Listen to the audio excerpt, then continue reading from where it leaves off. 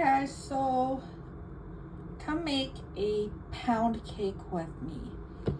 So I'm working with 375 grams of ingredients. So that is 252 grams, 305, 325, 356.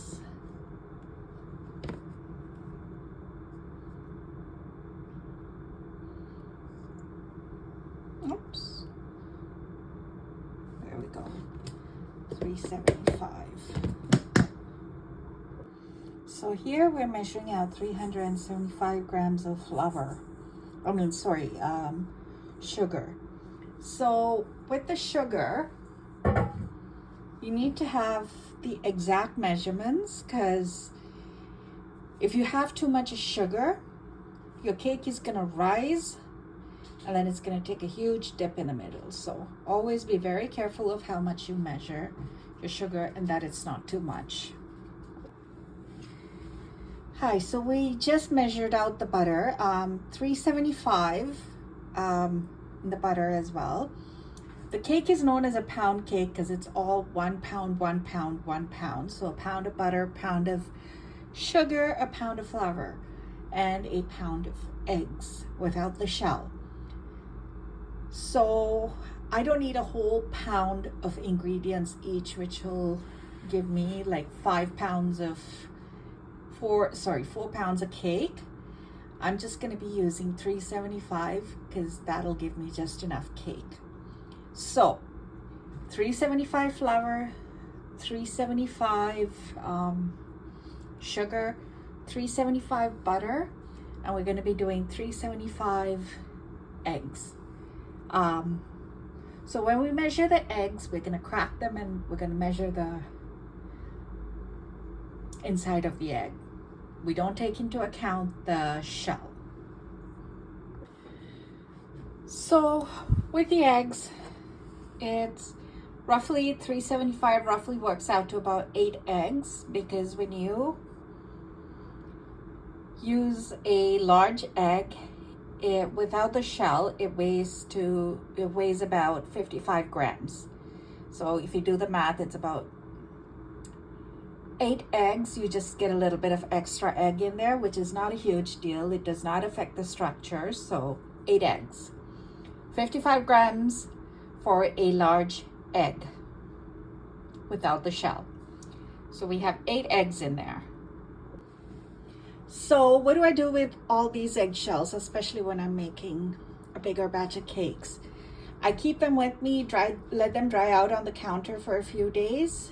I crush them up in my Ninja and I use them on my plants, or the little seeds that are growing right now. But throughout the summer, that's what I use them for. I crush my eggshells and I use them to fertilize the garden. So into the flour, I'm gonna add 4 teaspoons.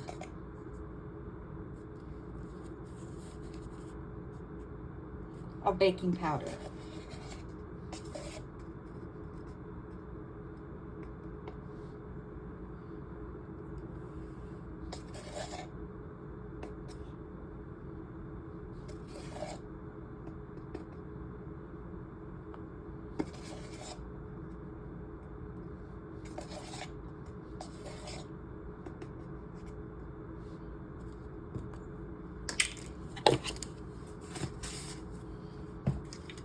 And then I use, there it is. Then I use my whisk. And mix it all about.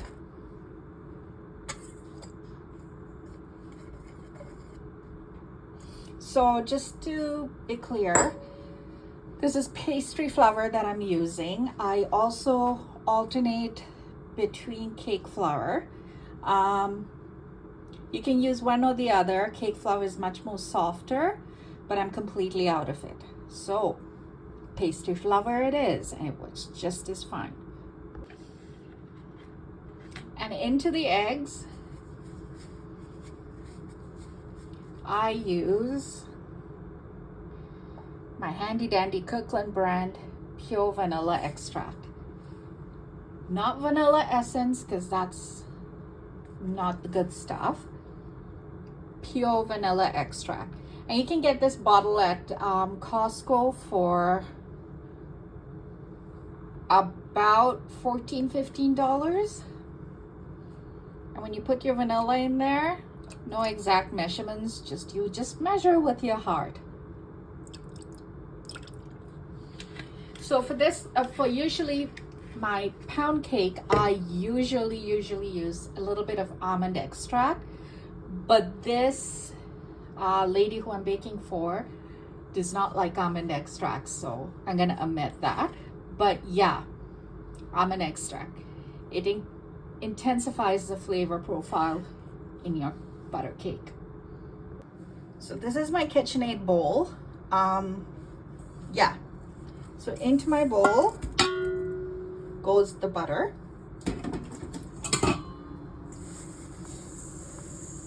And the sugar.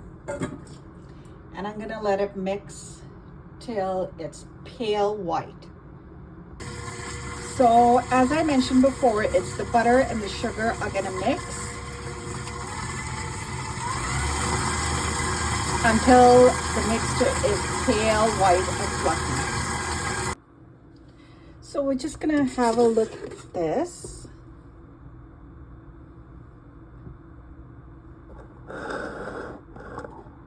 You can still see that there's a hint of yellow in this. So just scrape the bowl, and you can hear the sugar is still not incorporated properly. So we're gonna mix it some more. And what this process does is it is incorporating a lot of air into your cake. So it makes your cake nice and soft and fluffy. And we're gonna turn the mixer on again, and off we go. Remember the eggs with the vanilla? We're gonna add them 4 at a time.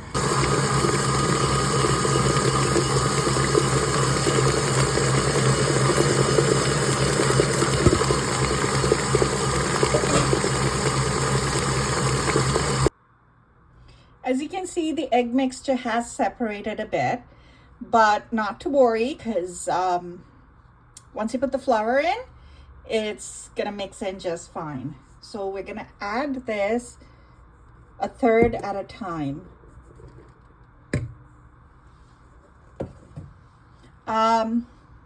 You could also fold the flour in. Maybe next time I will show the process of doing that. But the thing is, it does take a lot of upper body strength, or how would I say, a lot of mixing, and I've pulled a muscle in my shoulder. So yeah, mixer it is.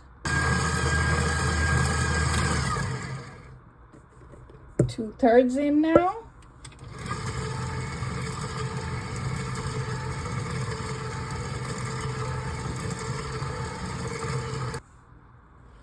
And the final bit of flour goes in.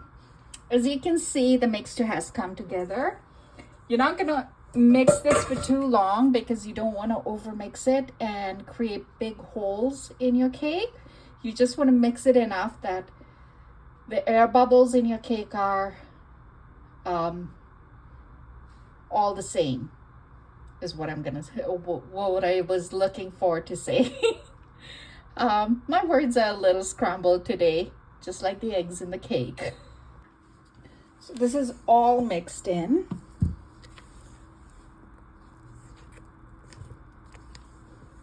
You just give it a final little mix. So when the flour is added, how you fold the flour in is you put your flour in, fold, cut and twist, cut and fold, cut and fold.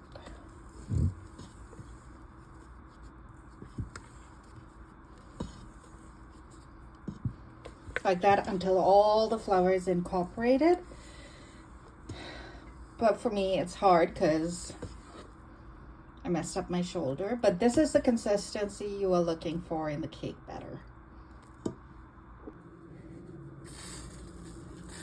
This is how we make sure the pan is well oiled, so the cake just slips out of there. Cooking spray. And why am I wearing my oven mitts? Because as soon as I wash my pans, I pop them in the oven to dry out. So yeah, that's how I dry out my pans. So a little bit of cooking spray, and I'll be right back.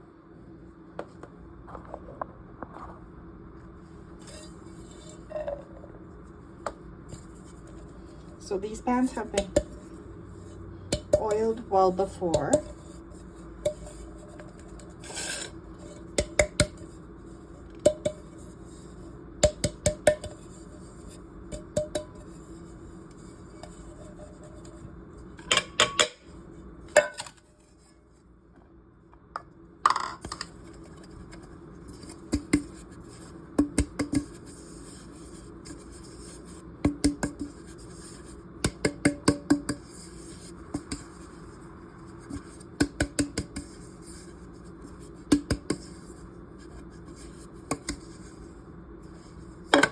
There you have it, guys.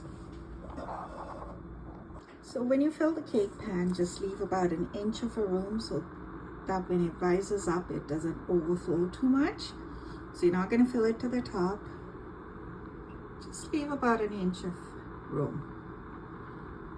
I dropped my phone into the cake batter, so that's fun.